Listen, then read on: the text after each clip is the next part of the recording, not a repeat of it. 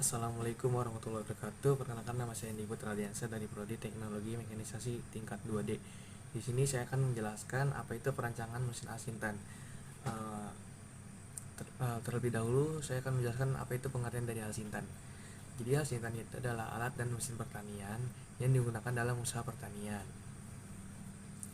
Asintan berguna untuk mempermudah budaya serta peningkatan kualitas hasil pertanian, serta digunakan untuk produksi tanaman. Contohnya itu mesin pengolah tanah, mesin pembibitan, dan mesin penyiraman.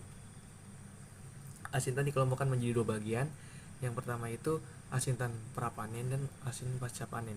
Untuk asin prapanen itu contohnya adalah asin pembibitan, penyiraman, penanaman, dan asin penyiram pestisida.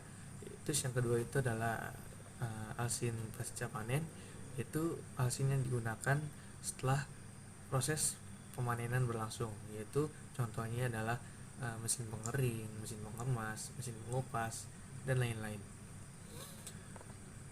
Adapun contoh-contoh asintan yang saya ketahui itu ada alat penanaman, alat pembibitan, uh, alat penanam benih atau seeder. Terus yang kedua adalah mesin penyiang. Terus yang ketiga adalah alat penebar pupuk, dan yang keempat adalah mesin pengering.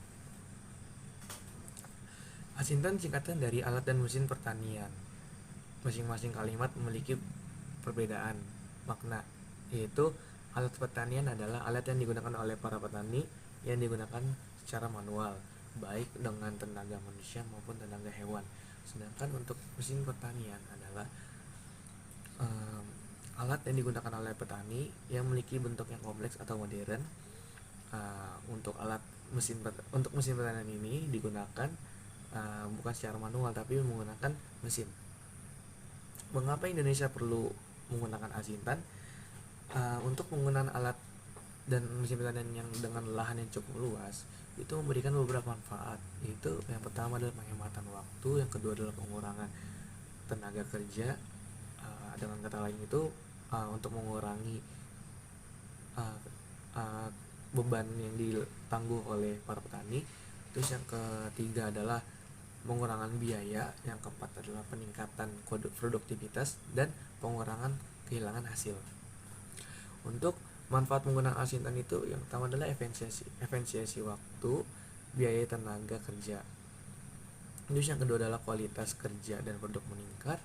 Yang ketiga adalah minat tenaga kerja muda di sektor pertanian itu meningkat. Terus yang keempat itu terjadinya efisiensi biaya dan penggunaan benih berkualitas dengan jumlah benih yang banyak.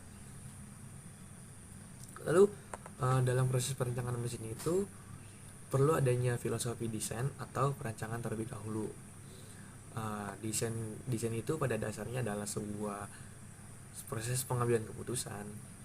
Terus misalkan ada masalah, maka harus butuh sebuah rancangan untuk membuat sebuah solusi. Lalu untuk perancangan mesin itu apa sih?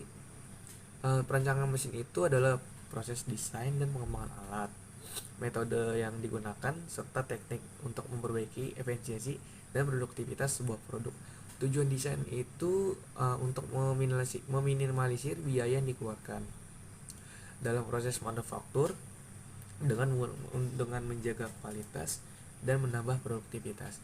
Untuk klasifikasi desain dan perancangan itu, pertama ada perancangan adiktif, ya artinya itu memodifikasi rancangan yang sudah ada.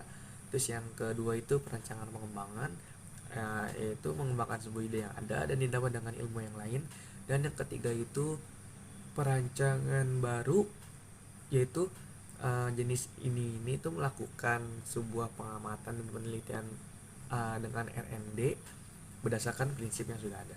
Untuk pertimbangan umum dalam proses desain itu, yang pertama gitu harus pemilihan material yang baik, yang kedua adalah bentuk dan ukuran komponen, yang ketiga adalah gesekan dan pelumasan, yang keempat adalah kenyamanan dan aspek ekonomi biaya serta fasilitas bengkel.